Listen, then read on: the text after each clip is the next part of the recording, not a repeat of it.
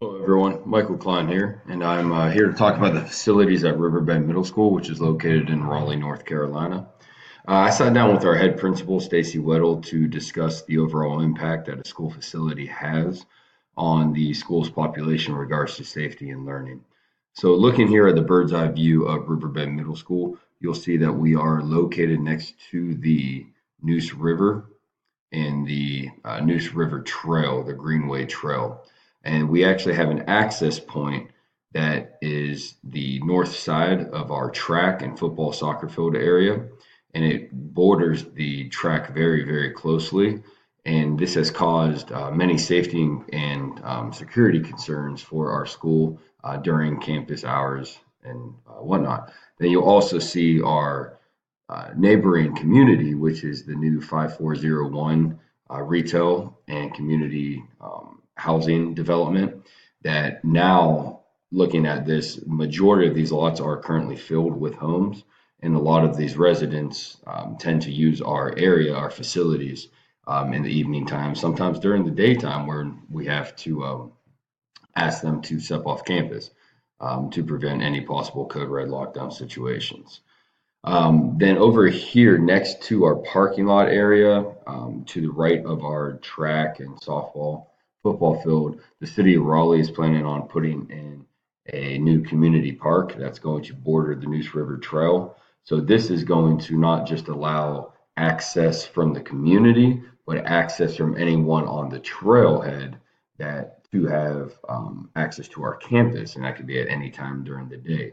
One thing that Miss Weddle mentioned, and I've actually been able to have a hand in this as well, being a part of the safety task force at our school. We are currently in the process of getting a fence that will completely surround our football and soccer facility area. We already have no trespassing signs, but those are typically ignored by the public. Next, this also makes it very dangerous for security situations for our actual facility. So here in the back of the school, we have our staff parking lot, and that leads into our first level, which is right through the courtyard. The courtyard leads directly into the cafeteria, and it's all glass windows as well as glass doors.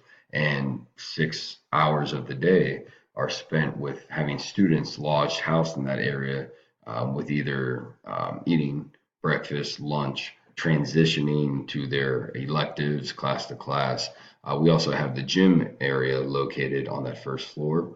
So having this community park and the access to the Greenway has definitely posed a security risk with possible trespassers on campus at any time during the day. Another important aspect, take away from my interview with Miss Weddle, was the importance of a facility on a child's education. Miss Weddle believes that the building sets the tone of the school. In the Douyer article, uh, he mentions in the relationship between school facility conditions and the delivery and instructions journal that he reviewed multiple studies that supported the correlation between facilities and student achievement. He mentioned from one of the studies that he reviewed that even though the methodological rigor of the studies differed significantly, the majority of correlation studies showed a strong positive relationship between the overall building conditions and student achievement on page 11. So I definitely believe that there's a sense of pride and the school's vision can be shown in a positive attitude, positive manner in the school's atmosphere with the facilities looking nice and well maintained. And it gives a sense of pride for the students and the staff knowing that this is our facility, that this is our building, and we're here to utilize it, to take advantage of it, and to maintain it and take pride in it. Thank you.